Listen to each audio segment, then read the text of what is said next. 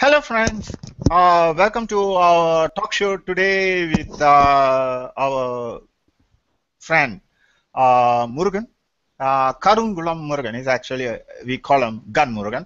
And he's here to give us his best shots on those guys making a lot of problems and a lot of hubris about the Sanskrit, which is actually our national heritage. It's shameful that it's almost like,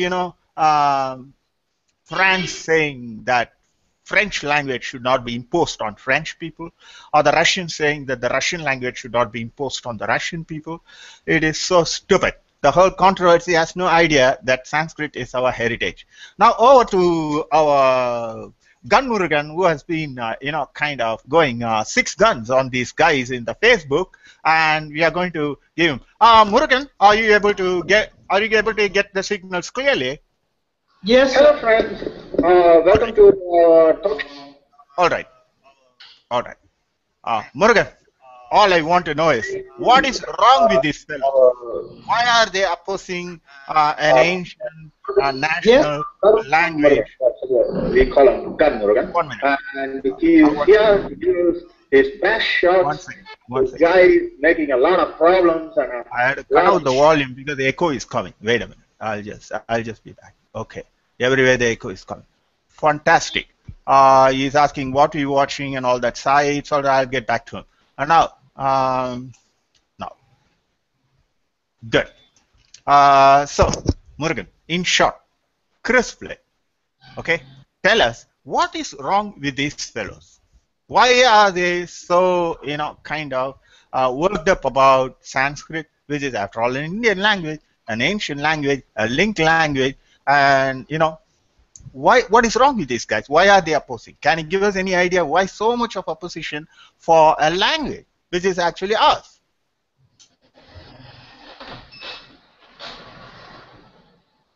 Go ahead, Murugan. Okay. What is the problem? Why is there a controversy? Why are these fellows saying no to Sanskrit? See, only in Tamil Nadu, the politicians who are the slaves to the Western concepts and the Macaulay thoughts. Okay. They are they only oppose this kind of problem. They are raising this problem. Oh, I see. Yeah, all other states apart from Tamil Nadu, they accept the Sanskrit as our national heritage and our genetical bride. Everything, all the people accept except the Tamilians, because our people, basically the Tamil peoples, they have started the Dravidian movements and the justice parties. All these things. They have become the prey to the British divide and rule policies and the fake theory that Aryan Dravidian concept. That is out and out a myth. It has been proved that genetically and linguistically, and all the researches, excavations, archaeological survey, everything has proved that this is a myth. This has been brought by these British people to divide our Indians on the basis of languages and areas. So the Dravida means the people, those who are living in the area which has the ocean on its three sides. So that is Dravida Desa. It is a demographic one. It's not. It doesn't denote any race or anything else.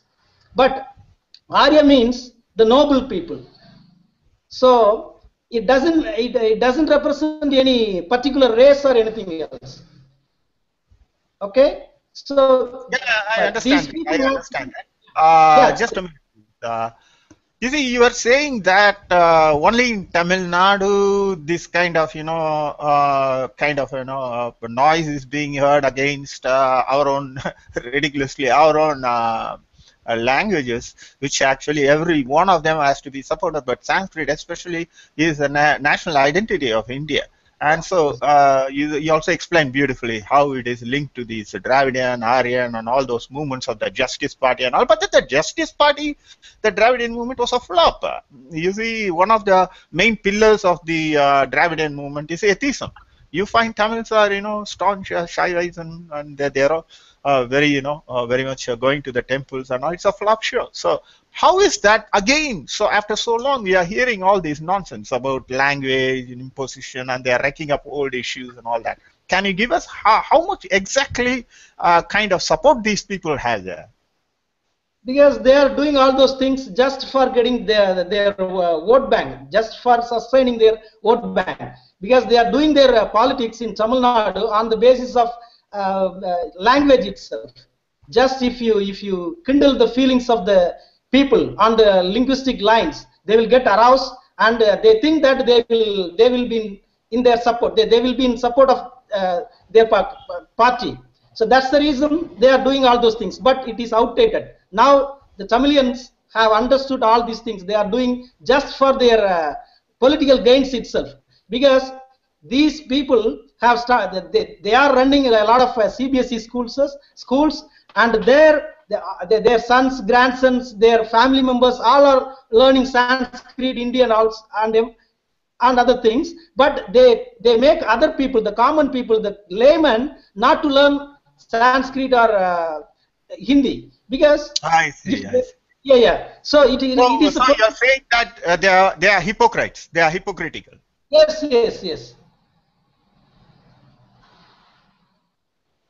See, Samskriti means samskar means culture. It's a cultured language. Moreover, we have some legend that it says the Sanskrit and Tamil are the languages emanated from the Uduku, one small drums-like instrument, that Lord Shiva bears in his hand. From that instrument itself, both languages has come out. So it is both are equal. Vada Vriksha. Vada means it's a banyan tree. Under the banyan tree, Shiva immersed into the deepest tapas, and then the Vedas and the Tamils, these two languages came out from Shiva, Lord Shiva itself. So, is that the way? That's very interesting, Karungulam. That I know that I moved with all these Sri Lankan Tamils and Tamil people, and they are very staunch Shaivites. And one thing is that, and you beautifully explained that. Is that the way the average Tamilian looks at with respect, and how at his heritage of Sanskrit as equally coming Tamil and Sanskrit coming from Lord Shiva? Is that how the average temple-going Hindu in Tamil Nadu looks at it?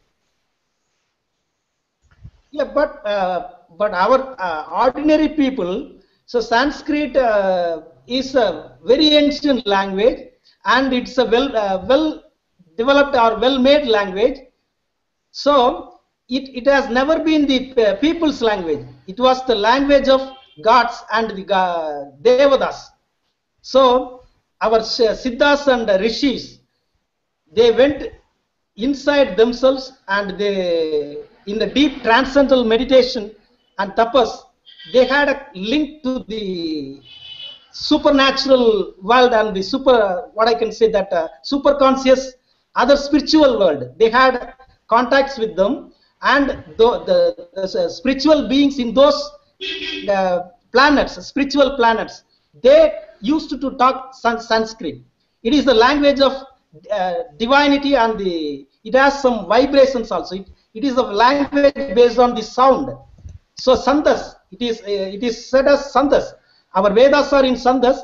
From Sandas itself, the Sanskrit has been developed and derived. That takes me to an interesting thing. One thing is, first I wanted to know these noise makers.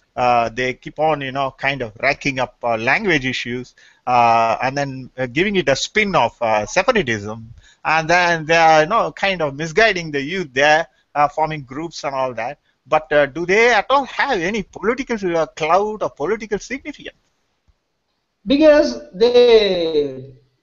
these people, they they are telling something, some concept to oppose Sanskrit is Varnashrama Dharma. So Varna means color. The color represents the inner light.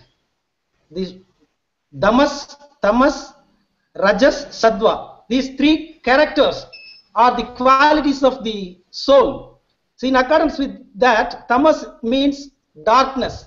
So the whole world, the whole community, the whole society, all wherever you go, the whole human society can be classified into four categories on the basis of their character. One may have some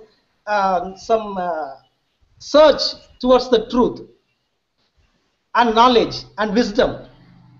One other person is willing to make money by means of his all the talents, and another one may by birth, by nature, another one may have some courage to condemn anything wrong happening in the society. Another one person, they may not be interested in all those things. He is capable of doing some work itself, some labor force. These categories are even now prevailing throughout the world. This is based on the guna or the characters, not based on the birth. So our Valmiki, he is a hunter by profession, by birth, but there is a possibility, there was a possibility for him to become a Brahmana. So Brahmanishtavan Brahmanaha, those who are meditating the super consciousness, the Parabrahmam, they are Brahmins. They have some code of conduct. Brahmins must get alms from the other Varnas, and they should not work for them. They should lead a simple life, and they should always worship the Lord, and they should do meditation. These kind of things has been laid down for them to follow. So now those who are telling themselves as Brahmins by birth are not real Brahmins. That is very clear, because you see, even that Varna system and the duties and obligations of the Brahmins have all gone. But then, you beautifully explained it. Like, let us not blame any community, but then, that is during the colonial period, all the grants from the traditional systems to the Brahmins were cut off, and so they went for British jobs and things like that. In a way, it was a boon. And in a way, it also had to kind of erosion of the traditional way of life. But then why is that these people are kind of turning it into some kind of a Brahminical thing? And because Sanskrit, you see, that B.R. Ambedkar said that Sanskrit should be made the national language. Yes. Even the B.R. Dr. Ambedkar is a Sanskrit scholar. He had studied all the Vedas and all the Sanskrit literatures. He was well versed with Sanskrit, and he himself had declared that Sanskrit must be our national language, because Sanskrit once was the linked language throughout India, Hindustan, our country. People are making confusion about the state and nation theory. See, our Bharat or the Hindustan may be having was having lot of individual separate countries. They are political entity itself, but by culture, the whole Hindustan was one. The people were one. All right. Murugan, just hold on. I want to know something. Yes. Hold on just for a minute. You see, we are going off the topic here. What I wanted to know is that is this kind of opposition for Sanskrit politically motivated? You said yes, it is politically motivated.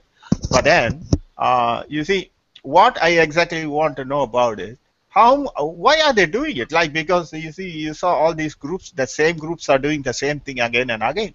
Your Waiko and other people, Tirumavalan and all those. These are the kind of people who are racking up this issue again. This time, we find that Jayalalitha too, kind of extending support for this kind of opposition to Sanskrit, which is rather surprising. But then, I want to exactly know how much of ground support is there. Like, why are they doing it? Because there must be some payoff for it. But then, is it true that by and large the Tamil society is against other languages? Is it true? No, it's not true. Because they are these people are doing only for their political gains, just to kindle the linguistic feelings and get those things to convert into the votes itself. But the people, they have understood all they are clear about these people. They are doing just for their own sake, so they are not going to be pray for these people, these political masters. So moreover, these Tamil, these linguistic language issues, all were with Karunanidhi. Right now, when they were with the Congress to share the power, they did all against the Tamil. So that's the reason the Tamil and that block, that identity was hijacked by Jayalalitha. Now, so that she's also supporting this kind of separatist thoughts and ideas, because she thinks that space occupied by Karunanidhi is now empty, and it has been occupied by her, and she would like to proceed further.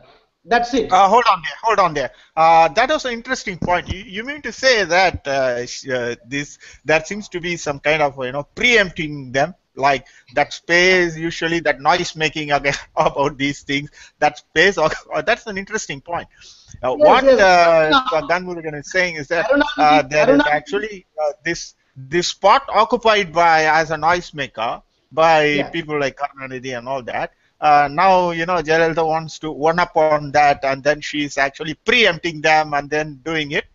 There seems to be some kind of competition like that. Yeah. All right. Now, you see, you also said that there is not much of a ground support. But at the same time, you're saying that they're doing it for votes. How is that possible? Like we saw in the last election, there was not much of a vote dividend at all for these people. Usually, the traditional, in this case, the Waikoyi, they all lost. They lost the elections this time. But so, why are they doing it? Though there is no payoff. Like people are not going to vote on these issues. Even Ramasamy has clearly said that. He has put it very clearly, saying that these are dead issues. People no longer vote on them. But then still, even the BJP is like that. It is going along a linguistic path, linguistic emphasis and all that. I think they would have wisened up a little now. And then, when they really see it, why is that instead of, stressing on nationalism and integration, why is that they're going along, and you must be knowing better, you interact with these people there, why is that they're going along this linguistic separatism, as though you can cajole them and bring them into the national, seems to be the idea there. Because the right things, the Macaulay education system and the Aryan Dravidian race theory, all those things, even now in our schools we are being taught. So all these things should be modified, and our own history, the history through our own eyes, should be added in our syllabus. So without adding our own views and the history through our own eyes, if it is not added in our syllabus, the people or the students or the people coming out of this syllabus will be like that. So everything should be changed. We need a vast change in the education system. But is there a section that is positive and receptive to these things and actually really want to learn other languages, especially ancient languages like Sanskrit or even other languages? And then, is there receptive? What you are saying suggests that that in Tamil Nadu there are progressive elements who are open-minded and they don't mind learning new languages. They have no hang-ups. They don't look at it with paranoia and then kind of rake up issues for nothing, and then drum up chauvinistic wardroom and things like that. So what you say seems to suggest that there is also what you call progressive, open-minded, receptive segment among the Tamils. How far is that? Is that if they are going to now bring in Sanskrit more formally, disregarding all these noisemakers. You think people will come forward and learn Sanskrit? Yes, definitely. Because in CBSE schools, Sanskrit is an optional subject. The people, those who are willing to join in the CBSE schools for higher standard of education, they prefer Sanskrit as their optional subject. So the people, the students who are studying Sanskrit as their optional language, for them itself, for them themselves, this kind of celebration of a week for Sanskrit is being advised by the government. So it is not imposed. You can't say that Sanskrit is being imposed on the Tamils, because those who are willing to learn Sanskrit are advised to celebrate that language. Then why are these people are making noise? I can't understand. You mean to say there is no issue at all here? Like people are voluntarily learning, asking for options and learning, and these people are making some politics out of it and trying to, kind of rake up dead issues which have no relevance at all. Is that what you're saying? Moreover, Sanskrit is a rich language, science, technology, mathematics, a lot of things. Even the British people, even the Western countries in the 17th century itself, they made some discoveries. All those discoveries, what they have, they are claiming that they discovered, all those things were in our Vedas. They have made copy. They have done some plagiarism, I can say. All these. But we also know that these what you call the syncretic